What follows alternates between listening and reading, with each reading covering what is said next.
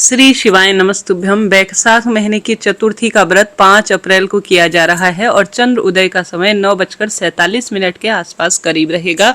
यह बैसाख महीने की बड़ी चतुर्थी है जिस पर आप अपने घर पर रहकर अपने पति बच्चों के लिए कोई कार्य करते हैं। भले ही व्रत उपवास करें या न करें, परंतु अनंत गुना लाभ देता है। इस बार की जो चतुर्थी है ना, ये विशाखा नक्षत्र के साथ हमें प्राप्त हो रही है और सबसे श्रेष्ठ रूप में हमें मिल रही है। ऐसी स्थिति में आप सभी को इस दिन का लाभ उठाना चाहिए। एक तो बैसाख का पवित्र महीना, उसमें गणपति गजानन और सूर्य नारायण भगवान का दिन अपने आप में इस दिन को बहुत श्रेष्ठ बना रहा है। भाग्य उदय नहीं होता है, हर स्वरूप में हार गए हैं, परेशानियां पीछा नहीं छोड़ती है, तो इस चमत्कारी दिन का खूब लाभ उठाएं। नए पुराने जितने भी उपाय हैं वह सब आपको बताऊंगी, तो सुनिएगा। एक तो बिल्कुल नया उपाय है जो गुरुजी की इन दिनों महाराष्ट्र में कथा चल रही है, उसमें उन्होंने बताया। गुरुजी कहते हैं कपिलेश्वर महादेव का नाम लेकर, किसका नाम? कपिलेश्वर महादेव का नाम लेकर और आनंदेश्वर महादेव का नाम लेकर, कपिलेश्वर महादेव और आनंदेश्वर महादेव का नाम लेकर एकाग्र चित्तता के लिए, अगर अपने बच्चे का जो एकाग्र चित्त नहीं है, पढ़ाई में मन नहीं लगता,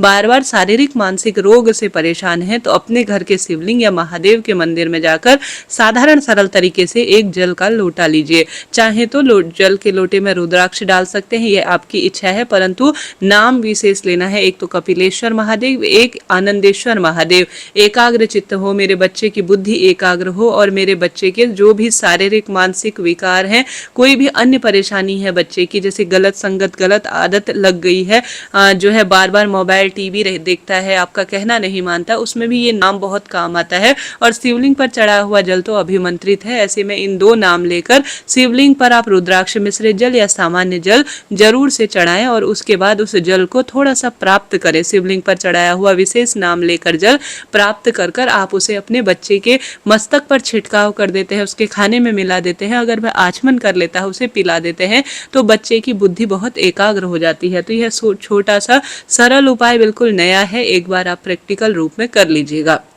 इसके साथ साथ जैसा कि आप सभी जानते होंगे, यह बड़ी चतुर्थी का व्रत है। इसकी पूजा विधि कथा मैंने दूसरे अपने ज्योतिष वाले चैनल पर डाल दी है, कमेंट्स में वीडियो पिन है वो वाला, आप एक बार जरूर देख लीजिएगा, लाभ मिलेगा। जल्दी उठकर सूर्य भगवान को जल जरूर चढ़ाएं, क्योंकि रविवार की तिथि सूर्य भगवान को समर्पित है। सूर्य भगवान के 12 नाम लेकर या साधारण सरल तरीके से ओम घृणी सूर्याय नमः या सूर्य देवाय नमो नमः कहते हुए आप जल के लोटे में एक लाल फूल और थोड़ा अक्षत के दाने डालकर, या आप सभी लाल चंदन भी डाल सकते हैं, तांबे के लोटे से सूर्य भगवान को जल सभी लोग चढ़ाएं, इससे अनंत गुना लाभ होता है। इसके साथ साथ जैसा कि आप जानते हैं, सिद्धि विनायक गणेश जी का ध्यान करते हुए एक श्रेष्ठ उपाय, जो कि बहुत पुरानी कथाओं में गुरुजी ने उपाय बताया था, ये उपाय भी आप अपने घर पर कर सकते हैं। कहीं आपको आवश्यकता नहीं है परेशान होने की, घर पर बहुत सरल तरीके से इस उपाय को किया जा सकता है। यह सिद्ध दिन है और अपने आप में अनंत गुना लाभ देने के लिए जाना जाता है। तो सिद्धि विनायक गणेश जी का आपको ध्यान करना है, क्योंकि हर कार्य में इससे सिद्धि होती है।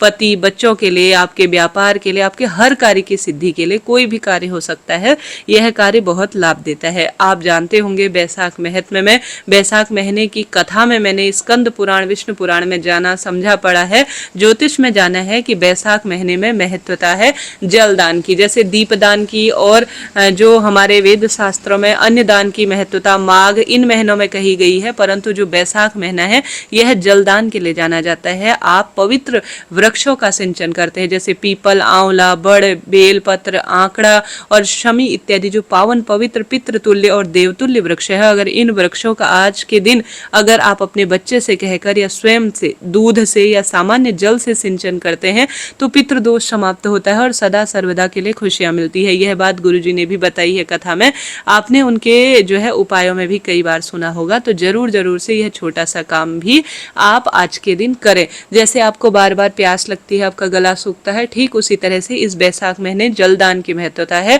पवित्र वृक्षों को दूध या जल से सिंचित करें, साथ के साथ पवित्र प्याऊ लगवाएं, जलदान राहगीरों को कराएं, पशु पक्षियों के लिए जल की व्यवस्था करें। इस महीने पंखा दान करना, छाता दान करना, चप्पल, कूलर, पंखा, जो ठंडक प्रदान करने वाली खाट, चारपाई, पवित्र वृक्ष इत्यादि को देखभाल करना बहुत शुभता के रूप में जाना जाता है, ऐसा शास्त्रों में वर्णित संबंधित है तो कोई ना कोई दान इत्यादि आप अपने बच्चे के हाथ से या स्वयं से करें, लाभ होगा।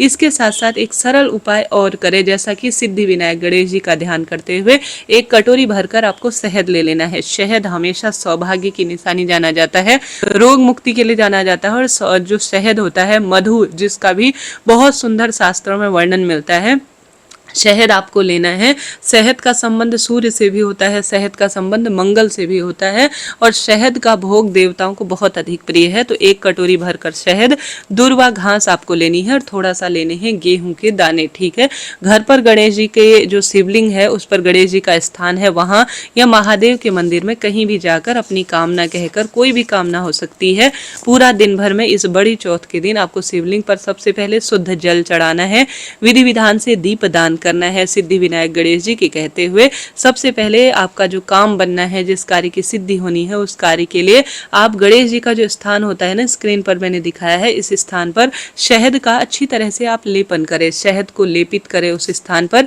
फिर गणेश जी के स्थान पर ही आप एक दूर्वा समर्पित करें, साथ के साथ गेहूं के कुछ दाने भी शिवलिंग पर जहां गणेश जी का स्थान है, आप दूर्वा, पहले शहद लेपित करें, फिर दूर्वा चढ़ाएं, एक दूर्वा, और बाकी के जो गेहूं के दाने हैं वह आप गणेश जी के स्थान पर समर्पित करें। फिर दोबारा से यही प्रक्रिया शिवलिंग पर शहद का लेपन कर और थोड़ा सा दूर्वा चढ़ाकर और गेहूं के दाने आपको शिवलिंग पर सिद्धि विनायक गणेश जी की जय कहते हुए समर्पित करने हैं। आप जानते होंगे गणेश जी का जो स्थान है और जो दूर्वा है वह अपने आप में अमृत है इस दिन, और साथ के साथ जो शहद है उसका अपना प्रभाव है, जल का अपना महत्व है, गेहूं के दाने का अपना महत्व है। ये नवग्रहों से संबंध रखते हैं। गेहूं का जो है संबंध सूर्य और चतुर्थी व्रत से है। तो इस तरह से आपको इन स्थानों पर लेपन करना है। बाद में शुद्ध जल से भी आप शिवलिंग पर समर्पित करते हैं तो लाभ देता है। शिवलिंग पर चढ़ाया हुआ थोड़ा सा शहद और गणेश जी के स्थान पर चढ़ाया हुआ शहद थोड़ा आपको प्राप्त कर लेना है, प्रसाद स्वरूप अपने बच्चे को चटा देना है।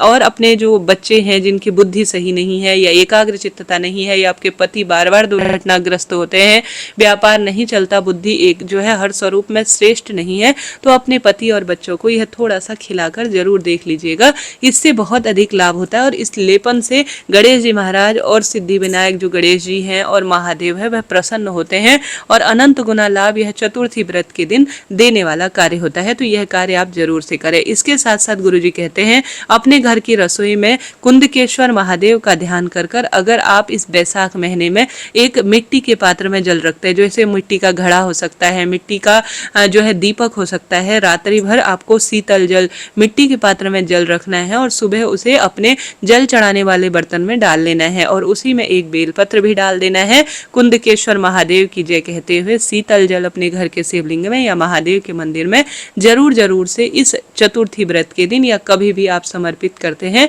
तो इसका एक लाभ है और इससे हर कार्य सिद्ध हो जाता है। साथ के साथ गुरुजी कहते हैं बेल फल, जो कि बेल फल आसानी से अभी मिल रहे हैं बाजार में, बेल फल किसी शिव मंदिर में चढ़ाकर, शिवलिंग पर चढ़ाकर आते हैं तो लाभ मिलता है।